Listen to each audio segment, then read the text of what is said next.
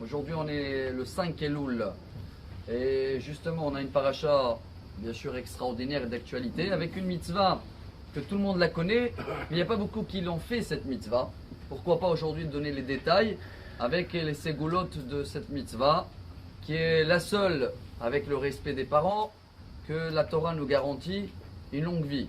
Mais il n'y a pas que ça. Quelle est cette mitzvah? Shiluach haken en hébreu. Je ne sais pas comment on l'appelle en français, mais quand on voit un oiseau, d'accord, sur les œufs, comment on appelle en français cette mitzvah? Il faut envoyer la maman et prendre les œufs. Quelle est la ségoula de cette mitzvah? Parce que je connais quelqu'un, même ici, vous savez, il est souvent au centre, qu'il a un gmar de ça. Sa mitzvah, lui, souvent il prend des jeunes couples qui ont besoin d'abord des enfants, et il va les amener faire la mitzvah avec tous les détails. Il connaît tous les nids qu'il y a sur le kikar à Natania. Vraiment, c'est quelqu'un que vous connaissez, il est là souvent. Maintenant, pour chacun qui reçoit aussi la vidéo, qu'il est en Suisse ou en Brésil, qu'est-ce qu'elle donne cette mitzvah, sauf la longue vie qu'il y a dans la Torah? En plus, la Torah nous dit que tu vas prendre les enfants. Donc c'est une ségoula pour quelqu'un qui n'a pas des enfants. Tout de suite après, kitivne bait hadash, tu vas construire une nouvelle maison. Donc quelqu'un qui n'est pas marié, c'est le foyer. Quelqu'un qui est marié, c'est la parnassa. Et après la suite, kerem, tu vas avoir un vignoble. Shor et hamor, des voitures, et des taureaux, etc.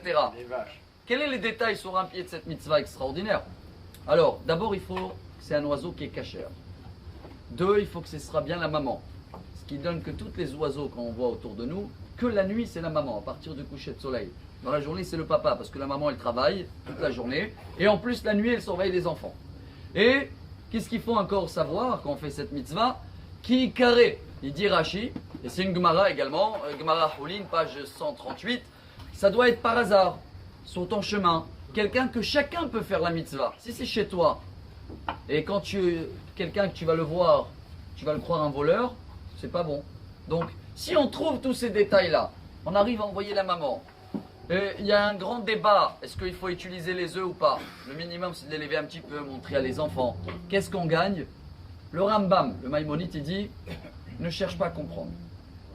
Le Zohar, et voilà avec ce message on va terminer aujourd'hui, Rabbi Shimon Bar Yochai, il nous explique que la plus grande souffrance qui existe au monde, c'est la souffrance de cette maman quand elle voit que tu l'envoies et tu prends les œufs.